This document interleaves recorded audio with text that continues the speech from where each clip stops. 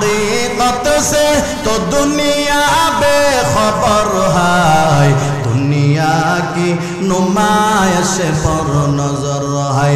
नमी गुयम के अज दुनिया जुदा बाश, बहर कारे के बाशी बा खुदा बाश। चिस्त दुनिया अज खुदा गाफिल बुदन, ने कमाशो नुकरहो फर जिंदुजान। बेबारात अल्लाह तालार काছে শুকরিয়া আদায় করি, আপনাদের দোয়া দেশে ঘুরে ঘুরে আপনাদের জন্য দোয়া করি, কারণ আপনাদের দোয়ার ফসল।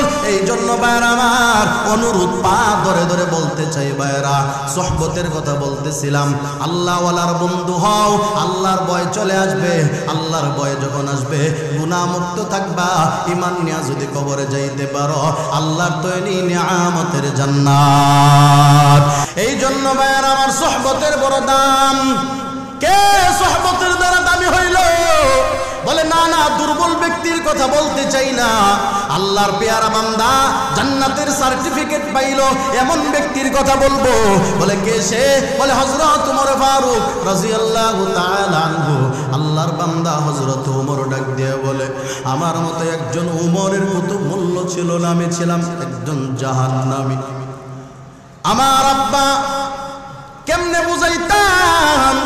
হযরত ওমর কতগুলি সাহাবায়ে কেরামকে নিয়ে একদিন একটা গলি দিয়া ঢুকতেছে, পাহাড় আছে, ময়দানও পায়া গেছে।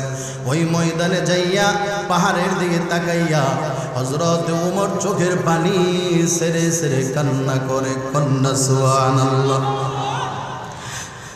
সাহাবায়ে কেরাম ডাক দিয়া বলে, খলিফাতুল মুসলিমিন, কি ব্যাপার? কোনো কারণ তো দেখি না। ময়দান আর পাহাড় হঠাৎ করে থেমে গেলেন আর কান্না করতেছেন গো। ও খলিফাতুল মুসলিমিন, যদি একটু আমাদেরকে বুঝায় বলতেন কান্নার কারণ। এবার আল্লাহর বান্দা খলিফাতুল মুসলিমিন ওমর ডাক দিয়া বলে, সাহাবায়ে কেরাম শোনো, এটা আমার একটা স্মৃতিময় জায়গা। আমার আব্বাজান আমাকে যখন আমি ছোট ছিলাম, আমার নাম ছিল, আমার আব্বা কতগুলো বকরির পাল দিয়া আমারে পাঠায়া দিত এই জায়গায় রাখার জন্য, চড়াইবার জন্য। আমি যখন সন্ধ্যাবেলা বাড়ি যাইতাম, আমার আব্বা গনে গনে দেখতো দুই একটা পেছ লেগে যেত। আমি সবগুলো বকরি আমি বাড়িতে নিতে পারতাম না। এতটুকুন দায়িত্ব বোঝার মতো ক্ষমতা আমার নাই, এতটুকুন দায়িত্ব আমি পালন করতে পারি নাই আমার বাবা। আমার আব্বা আমার ডাক দেয়া বলতো, কি ব্যাপারে আমার ছেলে, এই পরিমাণ বকরির দায়িত্ব তুমি পালন করতে পারো না, পেছ লাগা দাও, কেমনে তোমার জিন্দেগিটারে চালাইবা? আমার আব্বা যখন আমারে বলতো, নিজেরে বড় ছোট মনে হইতো। আমি বুঝতাম আমার মনে হয় কোনো হুঁশ জ্ঞান নাই, আমার কোনো বুদ্ধি নাই, আমার কোনো আকল নাই।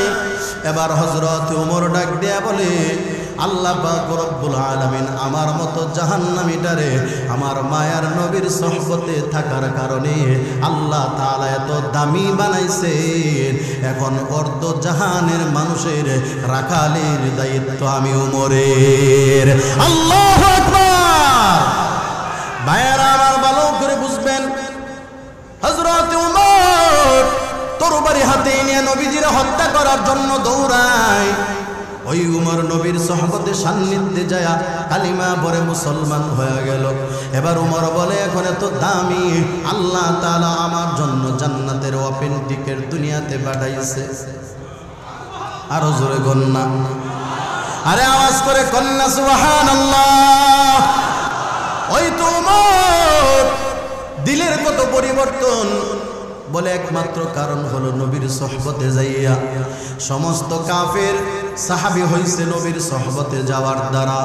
অতএব সোহবত কিন্তু আজকে আমরা বলি নাই হাফিজজি হুজুরের কাছে যাও, আমরা বলি নাই হকশা হুজুরের কাছে যাও, আমরা বলি নাই মুফতি সাহেব হুজুরের কাছে যাও, আমরা বলি নাই মাহবুবুল্লাহ সাহেবের কাছে যাও। এটা তো নবী থেকে আসতেছে, নবীর সোহবতেই সবাই ধন্য হয়ে গেছে। ঠিক কিনা জোরে বলে?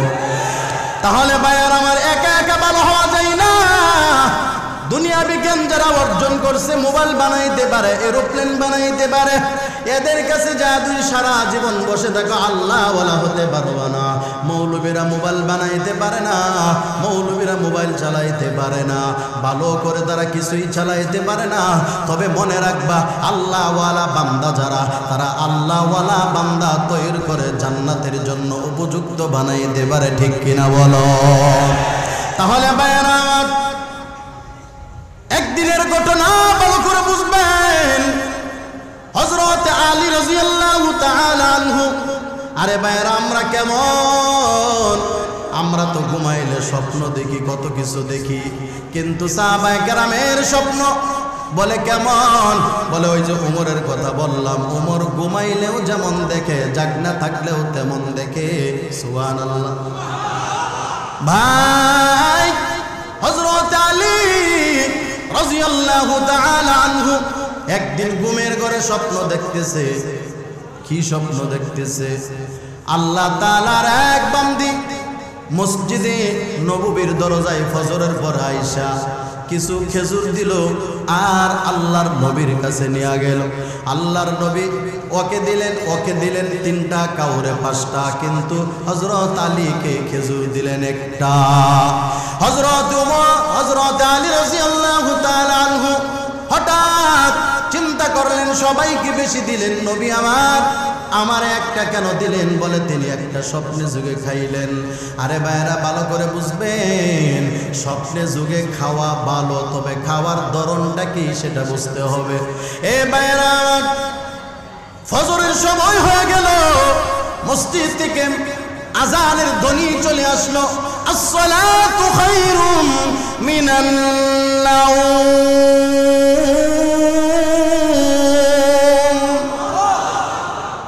আসসালাতু খায়রুম মিনান নাওম। আযানের ধ্বনি কানে আসলো। হযরত আলী মসজিদে চলে গেলেন, নামাজ পড়লেন। কার পিছনে? নামাজ পড়লেন খলিফাতুল মুসলিমিন উমরের পিছনে নামাজ আদায় করলেন। এবার ফজরের পর একজন মহিলা, আনসারী মহিলা ডাকতেছে, কে আছো? একজন জেলেও দেখা করলো, বলে নেন আমার নতুন গাছের এই ফলগুলো, নতুন খেজুরগুলো খলিফাতুল মুসলিমিন উমরকে নিয়ে দেন, তিনি যেন তকসিম করে বন্টন করে করে সবাইকে দেয়। সুবহানাল্লাহ। আরে ভাই, হযরত আলী চিন্তায় পড়ে গেল। রাত্রেবেলা স্বপ্নে দেখলাম, আবার দেখি মহিলা বাস্তবেই ডাকতেছে, খেজুর নিয়ে আসছে। হযরত ওমর ফারুক রাদিয়াল্লাহু তাআলা আনহু যিনি কাছে ছিলেন, বন্ট করে দিতে বললেন, তারা দাও 3টা, তারা দাও 5টা, তারা দাও 2টা। এবার যখন আলীর সিরিয়াল চলে আসলো, হযরত ওমর বলে, আলীকে একটা দাও। সুবহানাল্লাহ। কইনা হযরত আলী রাদিয়াল্লাহু তাআলা আনহু বিসমিল্লাহ বলে খেজুরটা মুখে দেওয়ার পর স্বপ্নে যুগে খেজুর খাইছেন। বলে এমন ভাবেই মজা পাইতেছে, রাত্রে বেলার খেজুর আর এই খেজুরের ভিতরে কোনো ব্যবধান নাই। হযরত আলী আবার দেখে, ওই তো টুকরির মধ্যে খেজুরের অভাব নাই, কিন্তু খলিফাতুল মুসলিমিন কেন আমার একটা দিলেন? রাত্রের কথা তো আমি একা জানি, স্বপ্নে দেখেছি, কিন্তু হযরতে ওমর ফারুক আমার একটা দেওয়ার কারণ কি জিজ্ঞাসা করে ফেললেন। খলিফাতুল মুসলিমিন সবাইরে বেশি দিলেন, আমারে দিলেন একটা, রাগ না, তবে কেন একটা দিলেন জানতে চাই। হযরত ওমর ফারুক রাদিয়াল্লাহু তাআলা আনহু ডাক দিয়ে বলে, আলী কেন তোমার একটা দিলাম জানো? বলে, আল্লাহ তাআলার রাসূল রাত্রে বেলায় তোমারে একটাই দিয়েছে, আমি ওমর তো বেশি দিতে পারি না, তাই একটাই দেয়া দিলাম।